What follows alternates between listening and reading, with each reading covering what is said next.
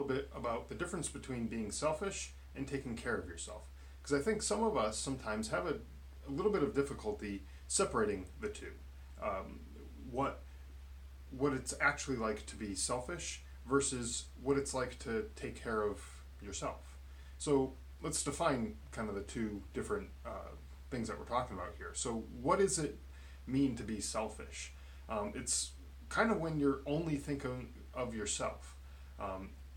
For example, you might throw a coworker under the bus so that you get the promotion, or you might, in a more simple term, you might take that last cookie out of a cookie jar when you know there's a bunch of other people who want one. Those are selfish acts. You're thinking with your own personal gains or your own personal self-interest in mind, whether it's financial gains or personal pleasure, or things like that. Things that you might want to do because it helps you. Those are the selfish things. Now, what about taking care of yourself? Taking care of yourself is a little bit different in the sense that it's doing what's necessary to be able to do the things that you need to do. So, for example, think about a quarterback on a pro football team who might break their arm, right? They're probably going to sit out a few games because, well, their arm's broken and they can't throw a football anymore. The rest of the team might look at him and say, well, gee, that's selfish. We're out here carrying the whole weight of the team while you're sitting on the sidelines watching us, win the games and everything like that. But at the same time, if the quarterback was to go out on the field and continue playing with that broken arm, they might injure it further and potentially end their career or something like that. So they're being selfish in the sense that they're looking out for themselves or thinking of themselves, but with the bigger picture being that if they rest now and heal their arm now, they'll be able to come back to the team in a couple weeks when everything's all healed and they're able to play. On the surface, taking care of yourself does seem a little bit like it's being selfish, but it's not. In the Army, we were taught this medical training, basic life-saving skills, like how to stop bleeding, how to do CPR, clearing an airway, things like that. And when we were deployed, we all were issued first aid kits. Every single soldier who was overseas gets their own personal first aid kit. So not only did we have the skills to be able to treat most of these common injuries, we also had the tools available to us right away. We didn't have to wait for a medic to come around to treat a lot of these more common injuries that we might see. Except for we were also taught that we're not allowed to really go and treat these wounds until the threat that caused the wounds was eliminated. So, for example, think about a soldier who might be walking along and he gets shot by a sniper. Now, your first instinct might be, let's go run and help him. Let's go help, fix that injury so he doesn't bleed out and die. Or let's, try to get him to safety or whatever. But if you think about it, that sniper had a clear line of sight to wherever that soldier was. And he probably still has a clear line of sight.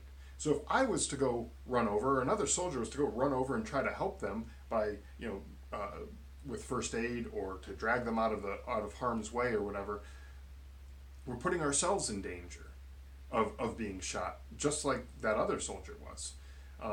And so at that point, we wouldn't really be very useful to that other soldier because there's still a threat. And then now the next person who comes over now has two people to deal with, or three if they, it can just continue going on and on because that sniper is not being taken care of. So our job would be to, first and foremost, create a secure environment. So get rid of that sniper or those other people who might be shooting at us, or if there's bombs in the way or something like that. Like, get rid of that dangerous situation first before we go and help out our friend. It sounds selfish, but we're not very useful to them if we're also shot or also injured. So we kind of have to take care of that situation first.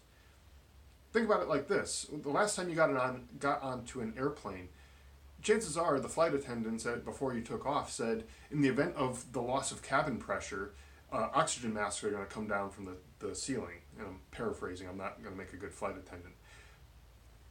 Put your oxygen mask on first before helping others. Now, as a parent, I know that if I had two children sitting next to me on either side of me, my first instinct would be to get them safe first. I don't want to see them struggle at all, especially when it comes to things like not being able to breathe properly, right? And so my first instinct would be, let's put these masks on this child and then this child, and then I'll worry about myself. But the problem is, I might only have time to put an oxygen mask on one person before I pass out from the lack of oxygen or from this decreased cabin pressure or whatever the situation might be. So if I put an oxygen mask on one of my children, I may not have time to put my own oxygen mask on, which means I won't be able to help the next child.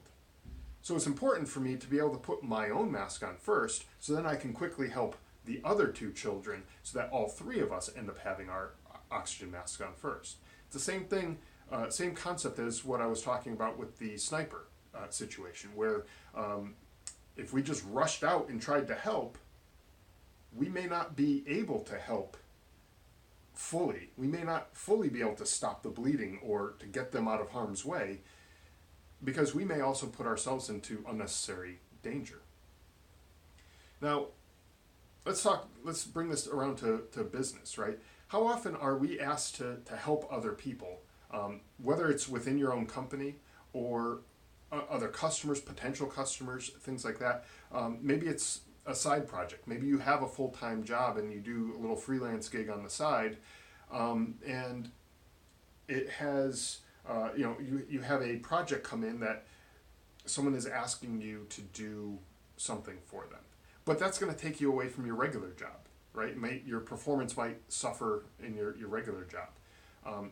Or it may make it so that you now no longer have your weekends free to spend time with your family, and things like that. So before you jump to go please other people and help everybody under the sun, even if it's within your same company, think about the things that you need to do. And if this project or this ask, whatever it is going to prevent you from doing the things that you need to do, then you have to think about taking care of yourself first, as opposed to that selfishness feeling that a lot of us might get by saying, well, I probably could help. Let me just do this because I don't want to be selfish. But if you do that, then you're not really helping yourself at all. And it's going to cause problems for you down the road, which may potentially make it impossible for you to help with any further projects down the line. For example, if you get fired or you end up doing a poor job on the other projects that you need to do, you may not get any future clients, which means you're not getting the revenue that you need to continue your business. So think about ways that you can help people and support them, but also take care of your own needs first.